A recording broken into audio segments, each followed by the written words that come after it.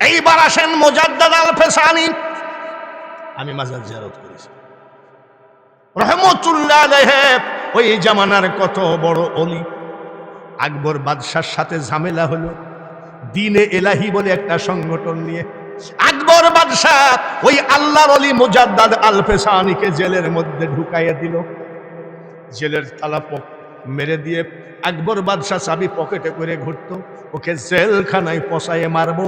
আল্লাহর অলিকে পচায়ে মারা যায় নাকি? জোরে কোন।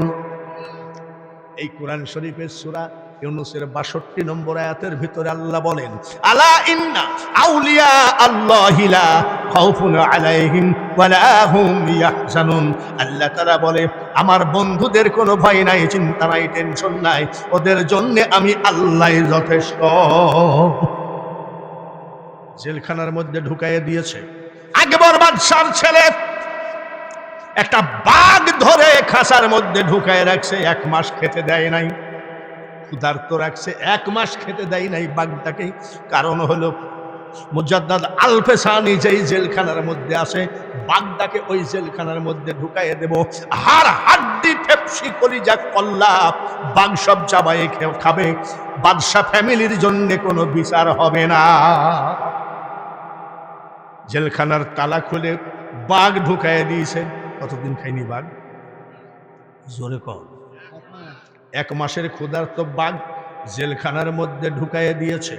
আর আল্লাহর ওলি বাঘ সামনে বসে আছে, আর উনি জিকির করে লা ইলাহা, জোরে জোরে লা ইলাহা লা ইলাহা ইল্লাল্লাহু মুহাম্মাদুর। বাঘ বসে আছে আর উনি কি করে? আমরা পারবো নাকি? এত সস্তা। আল্লাহ তাআলা বলছে ওলিদের কোনো ভয় নাই, চিন্তা নাই, টেনশন নাই, আমি আল্লাহই যথেষ্ট। আল্লাহ কি ২ নম্বর কথা বলে নাকি? জোরে কন। উনি ওই বিশ্বাসে জিকির করতেছে, বাঘ তাকায় আছে। কতদিন খাইনি, কামড়াচ্ছে না। যখন নামাজটা পড়ে নেই, নামাজ পড়তেছে, ১ মাসের ক্ষুধার্ত বাঘ সামনে বসা। আপনার ইমাম সাহেব পারবে?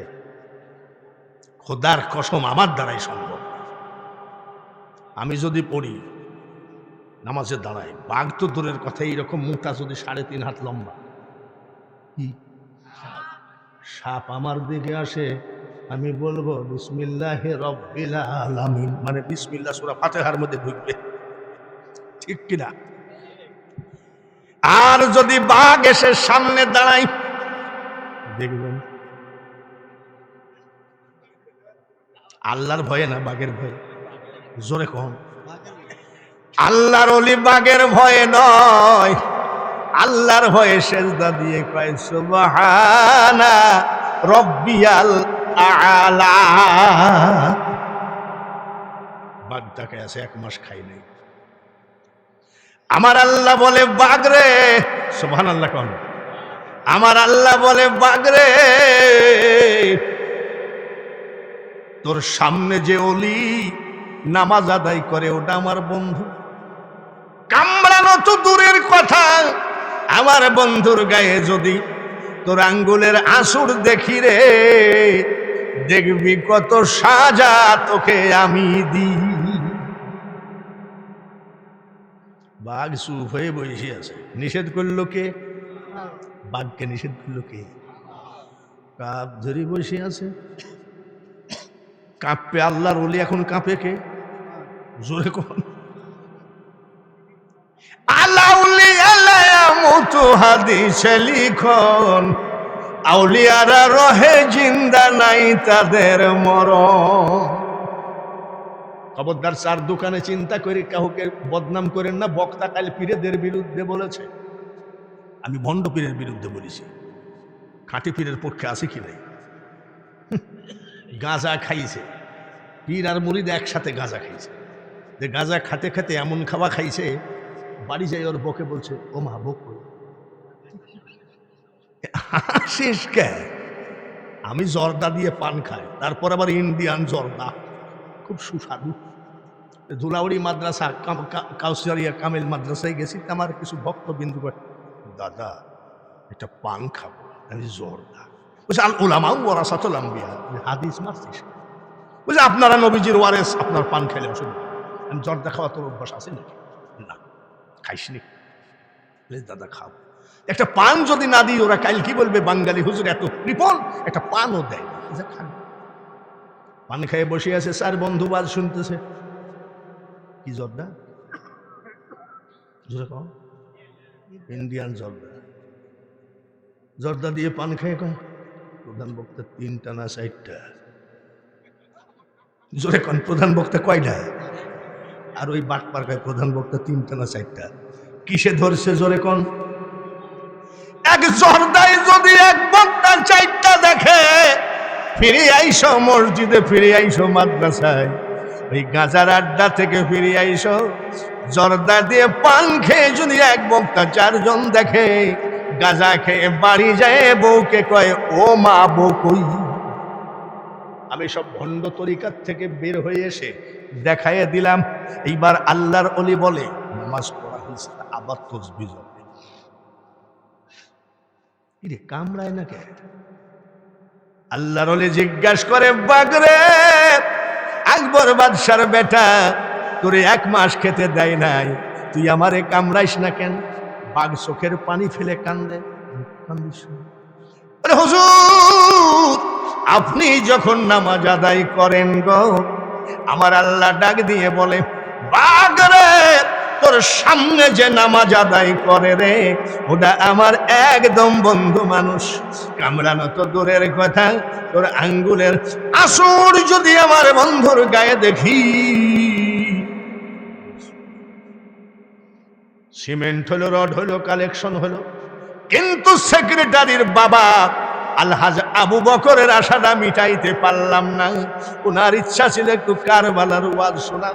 এ ভাই আবু বকর গো, আল্লাহ যেন তোমাকে বাঁচায় রাখে, আমাকেও বাঁচায় রাখে।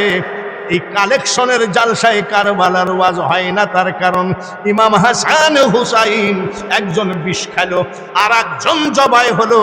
কার হাতে জবাই হলো, কেন জবাই হলো, এই কথা তুলতে বাবা কিছু না হলো 5 ঘন্টা টাইম লাগে। আমার ভাই আবু বকর মনে কইরো না যে বাঙালি হুজুর মনে হয় কারবালার ওয়াজ জানে না। তুমি একদিন নন কালেকশনে আমাকে ডাকো, নন কালেকশনে আমাকে ডাকো। আমি যদি কারবালার ওয়াজ না করতে পারি, তখন তুমি শুরু করো। আমি কারবালার ওয়াজের শুরুতে বলবো কি জানেন? আখেরি সালাম লহ ওহে নানা জান, তোমার হোসেন যায় কারবালার ময়দান। কারবালার ময়দানে গিয়া নানা গলা দিব কাটাইয়া, আর না হইবে দেখা ওহে নানা জান, তোমার হোসেন যাই কারবালার ময়দান। বেচারা বড় শখ করে দাওয়াত করেছিল আমার মুখে কারবালার ওয়াজ শুনবে, কিন্তু ভাই আবু বকর সিদ্দিক গো, পরিবেশটা একটু ওলট পালট আছে। তার কারণ আজকে ওয়াজের থেকে কালেকশনের দিকে খেয়াল বক্তার বেশি দেওয়া লাগে। তার কারণ মাদ্রাসার ছাত্ররাই হবে। আলহামদুলিল্লাহ বাবাজি, আপনারা যথেষ্ট দান করেছেন। এখনই অল্প টাইমের মধ্যে মুনাজাত হবে। মুনাজাত হওয়ার আগে আজকের সভাপতি হলেন জনাব সোহেল রানা বিপ্লব। আছে না গুন্ডা? আচ্ছা বলেন, সভাপতির অনুমতি ছাড়া যদি মোনাজাত করি, বক্তাটা ভালো না খারাপ? বলেন তো, বক্তা বড় না সভাপতি বড়? জোরে কোন? সভাপতি। যদি কোনো বক্তা সভাপতির অনুমতি ছাড়া মোনাজাত করে, আমি মনে করব বক্তা ভালো হলেও জ্ঞান কম আছে। সভাপতিকে মাইকটা ছেড়ে দিলাম, আর আমরা সভাপতির ডিউটি হবে। আলহামদুলিল্লাহ ভাইরা এত কষ্ট করে আসছেন, মাদ্রাসার পক্ষ থেকে, মাহফিলের পক্ষ থেকে ধন্যবাদ জানালাম। ভাইরা, আমাদের তরফ থেকে যদি কোনো ভুল ত্রুটি হয় মাফ করবেন, এভাবে দোয়া করবেন। কি বলে সমাপ্তি ঘোষণা করবেন। আর সভাপতির সমাপ্তি ঘোষণা করার আগে আমরা একবার সূরা ফাতিহা, 3 বার সূরা ইখলাস, 11 বার দরুদ শরীফ একটু মনে মনে পড়ি। নাকি পড়া বেদাত নাকি?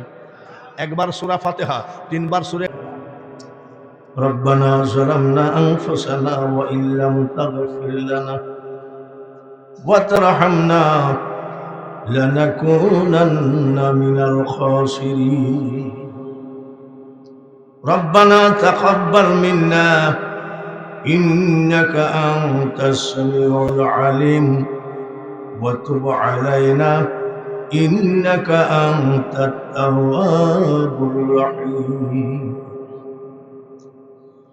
رب ارحمهما كما ربياني صغيرا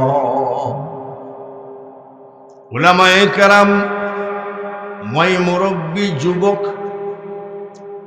মাসুম বাচ্চা, মক্কা মদিনা জিয়ারতকারী হাজী ভাইদেরকে নিয়ে জান্নাতের বাগানে বসে তোমার হাবিবের প্রতি দুরূদ শরীফ পাঠ করেছে।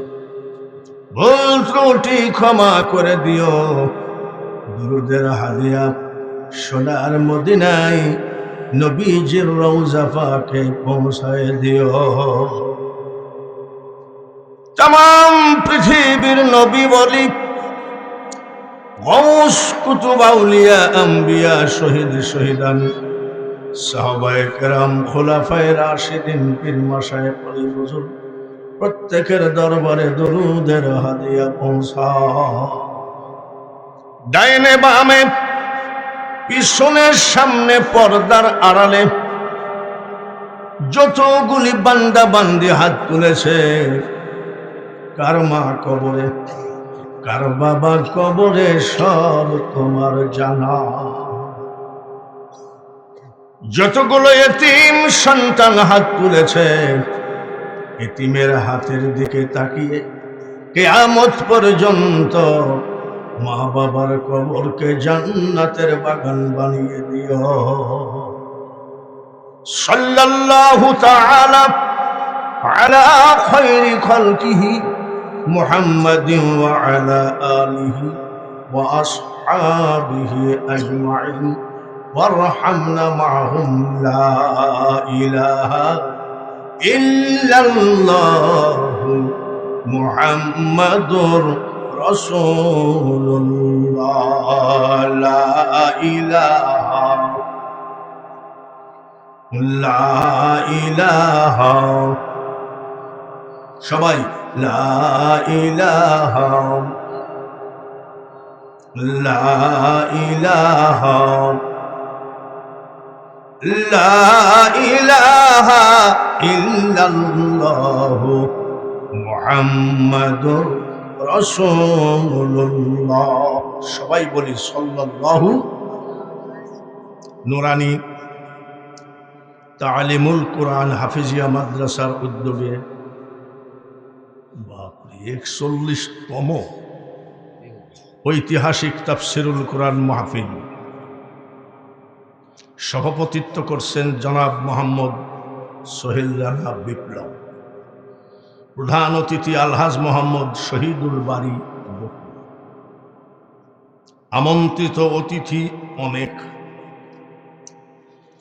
প্রধান বক্তা আমি, দ্বিতীয় বক্তা হযরত মাওলানা নজরুল ইসলাম জিহাদি, যিনি ওয়াজ করে চলে গেলেন। তৃতীয় বক্তা হাফেজ মাওলানা মোহাম্মদ বনিয়ামিন ইউসুফি, দৌলতপুর, মানে এই গ্রামের ছেলে মনে হয়। বিশেষ অতিথির অভাব নাই। যতগুলো বক্তা ওয়াজ করেছেন কোরআন হাদিস দিয়ে আপনাদেরকে এক জায়গায় বুঝায়ে পৌঁছানোর চেষ্টা করেছেন। হয়তো সময়ের অভাবে বক্তাগণ বোঝানোটা পরিপূর্ণতা দান করতে পারেনি। ঢাকায় আসেন কুষ্টিয়ার প্রধান বক্তা কি বলে নাকি? বক্তার বয়স কত জানেন তো? 81 বছর। আর বক্তার ওয়াজের বয়স 48 বছর। এতদিন যদি আমি বয়াতি টয়াতি হতাম, বয়াতি বুঝেন তো, নামাজ নাই, রোজা নাই, হজ নাই, জাকাত নাই, মুইতি পানি নেয় না, এরা আবার আল্লাহ রসুলের কথা বলে একটা জেলে আছে, একটা কেবল জেলে আছে। তার কারণ যত দিন আগাচ্ছে ইমাম মেহেদী আলাইহি ওয়াসাল্লাম আগমন যত আগাচ্ছে তত বাতিল সব ধ্বংসের পথে যাচ্ছে এবং ধ্বংস হবেও। আমাদের ওখানে কিছু পীর মুরিদি আছে, পীর সাহেব পেশাব ফিরি পানি নেয় না। আমি যে হুজুর পেশাব ফিরি পানি নিলেন না কেন? বলি ইমাম হুসাইন কারবালায় পানি পানি করে মারা গেছে, ও পানি এখানে ঠেকাবো। আমি তাহলে তো পিছনেও ঠেকান না। এসব ভণ্ডামি শেষ হয়ে যাবে সব। তো প্রধান বক্তা যে সব থেকে বয়স্ক বুড়া বক্তা, আপনার খুশি না বেজা? মুখের খুশি না অন্তরের খুশি? কথাটা এক নম্বর। এক নম্বর কি জানি, এক নম্বর তো পাওয়াই মুশকিল। শেখ হাসিনার জামানায় যে নির্বাচন হল, জুম্মার নামাজ পড়ে বসে আছি, এক লোক 2000 টাকা দিয়ে বলছে ইগল মার্কায় ভোট দিস। 2000 টাকা পকেটে রাখছে মসজিদের ভিতরে, বলছে খোদার কসম ইগল মার্কায় ভোট। লোকটা মসজিদের যেই বারান্দায় আসছে, আওয়ামী লীগ আবার 5000 দিয়েছে, ভোট যেন এদিক ওদিক না যায়। মসজিদের দেওয়ালে হাত দিয়ে বসে খোদার কসম নৌকা ছাড়া ভোট দেব না। 2000 টাকায় ইগল মার্কায়, 5000 টাকায়। আমি খালি বললাম যে মসজিদের ভিতরেই যদি এক ভোট 2 বার বেশি, তাহলে 7 দোকানে কয়বার বেশি আনবে? এই কি যাও সরো ভাইয়ের আমার। তাহলে আপনারা যে আমাকে ভালোবাসেন তা 1 নম্বর না 2 নম্বর? খুশি আছেন তো? 1 নম্বর কথা যদি হয়, সামনের দিকে 1 হাত করে আগায় আসতে হবে, তাহলে মনে করব কথা 1 নম্বর। আর যদি না গান, তাহলে মনে করব এখানেও ভোট বেচা লোকের অভাব নাই। 1 নম্বরই মনে হচ্ছে, যেভাবে আগায় আসতেছে সব 1 নম্বর। আসেন সবাই লা ইলাহা, সবাই আসেন লা ইলাহা লা ইলাহা ইল্লাল্লাহু মুহাম্মাদুর রাসূলুল্লাহ। এবার 10টা সোয়া 10টা। তো প্রধান বক্তা যদি ওয়াজ করতে করতে রাত 12টা বাজে, থাকবেন তো? যদি 1টা বাজে, যদি 2টা বাজে, কারা কারা থাকবেন না হাত তোলেন। বাবারে মুরব্বী 2 হাত তুলে বসে আছে। আরে ভুল তো মানুষেরই হয়, হাসেন কেন ভাইরা আমার? এবার প্রধান বক্তার ওয়াজ শুনে হিন্দু, মুসলমান, বৌদ্ধ, খ্রিস্টান, ইহুদি, নাসারা, রোম, সারাল, মুসি, ম্যাথর, পৃথিবীতে বহু জাতি আছে নাকি নাই? নাকি খালি মুসলমানই আছে? যতই জাতি থাক, আল্লাহর কাছে মুসলমান জাতি শ্রেষ্ঠ জাতি। এটা কি আমি প্রধান বক্তা কোনো জাতির উপরে হিংসা করে বললাম না? কোরআনে আছে হাক্কা তুকাতিহি ওয়ালা তামুতুন্না ইল্লা ওয়া আনতুম মুসলিমুন। কথাটা কার? এই মুসলিমুন শব্দটা কার জবান থেকে বের হয়েছে? তাহলে কোনো গোসাই ঠাকুর পাদ্রীর কথা আমাদের দরকার নাই। কোরআনের আইন মোতাবেক। এই ভাই সরেন, লোকগুলো বুঝেন না কেন? বোঝা গেল কি? আল্লাহর কথা মোতাবেক আমরা আল্লাহর কাছে শ্রেষ্ঠ জাতি, বলেন আলহামদুলিল্লাহ। সব জাতিরই ধর্ম আছে, যতই ধর্ম থাক, ইসলাম ধর্ম আল্লাহর কাছে শ্রেষ্ঠ ধর্ম।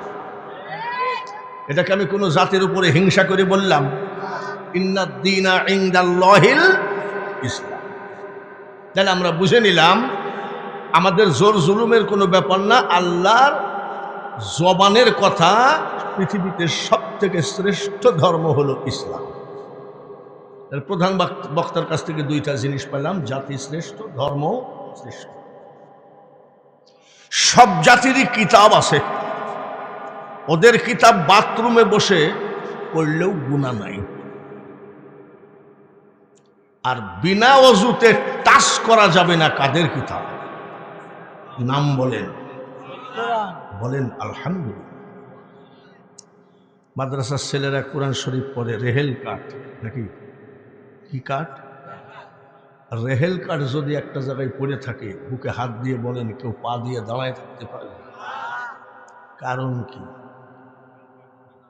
রেহেল কাঠ যতই কমা কাঠ দিয়ে বানানো হোক না কেন, আমাদের কিতাবের সাথে টাচ খেয়েছে। আলহামদুলিল্লাহ, আমাদের কিতাবের সাথে ওই রেহেল কাঠ টাচ খেয়ে পবিত্র হয়ে গেছে। পৃথিবীর শ্রেষ্ঠ কিতাব আমাদের, তার নাম হলো কুরআন। আশেপাশে গোরস্থান আছে নাকি? সব জাতিকে ডাকেন, এই তোদের কিতাব নিয়ে আয়, 1 মাস ব্যাপী আমাদের গোরস্থানে তোদের কিতাব খতম করবি, যা খাইতে চাবি আমরা সবাই খাবো। 1 মাস ব্যাপী যদি তাম পৃথিবীর জাতির কিতাব খতম পড়া হয়, গোরস্থানবাসী নেকি পাবে কয়টা? জোরে কোন ভাই? রাস্তা ভুল হয়ে কি যাতা কষ্ট, একটু জোরে কম। আর আমাদের কিতাব 1 মাস ব্যাপী খতম পড়া দরকার নাই। গোরস্থানে ঢুকেন, আসসালামু আলাইকুম ইয়া আহলাল, বিসমিল্লাহির রহমানির রহিম,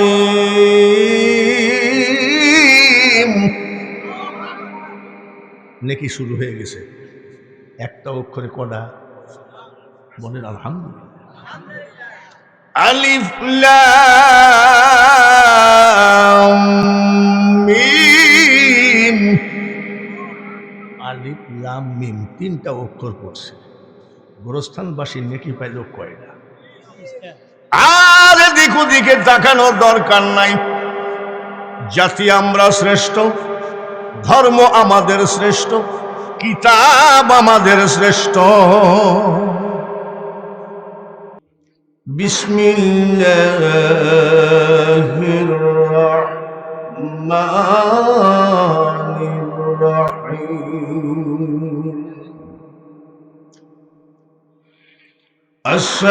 আসসালাতু ওয়াসসালামু আলাইকা ইয়া রাসূলুল্লাহ, আসসালাতু ওয়াসসালামু আলাইকা ইয়া হাবিবাল্লাহ,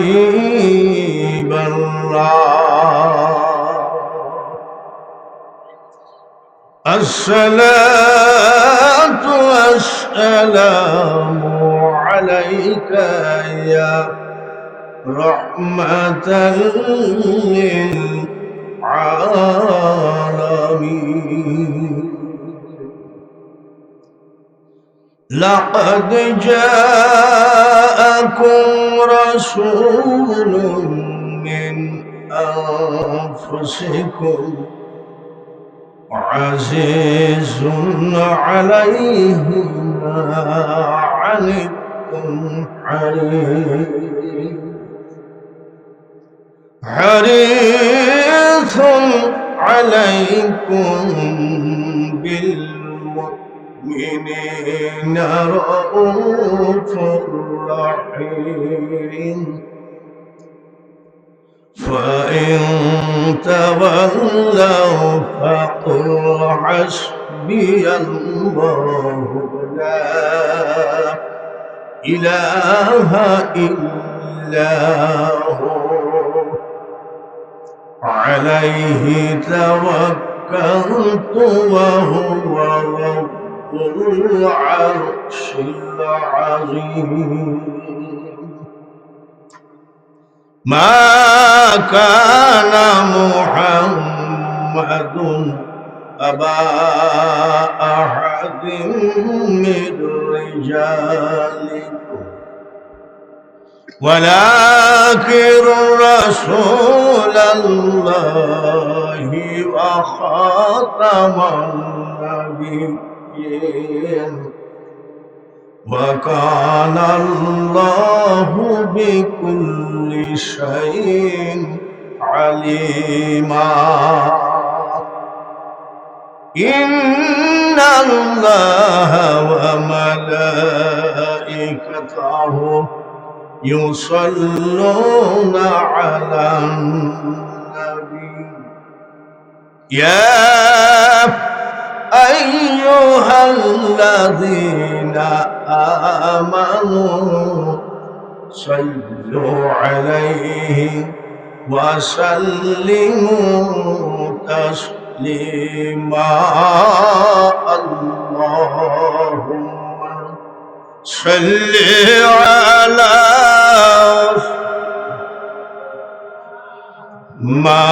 مولانا محمد وعلى آل سيدنا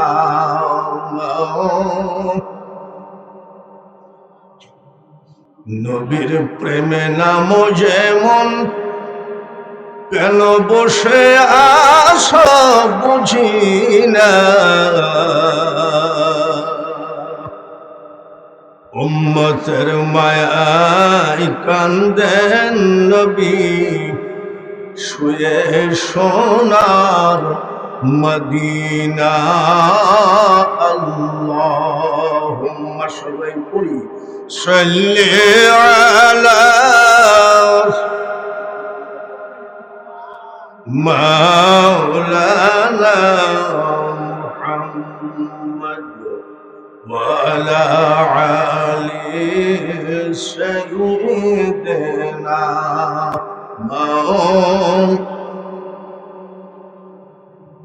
যেথায় থাকো যে অবস্থায় থাকো নবীজিকে ভুইল না নবীজিকে না ভুলিলে নবী তোমায় ভুলবেন না আল্লাহুম্মা সাল্লি আলা مولانا محمد وعلى آل سيدنا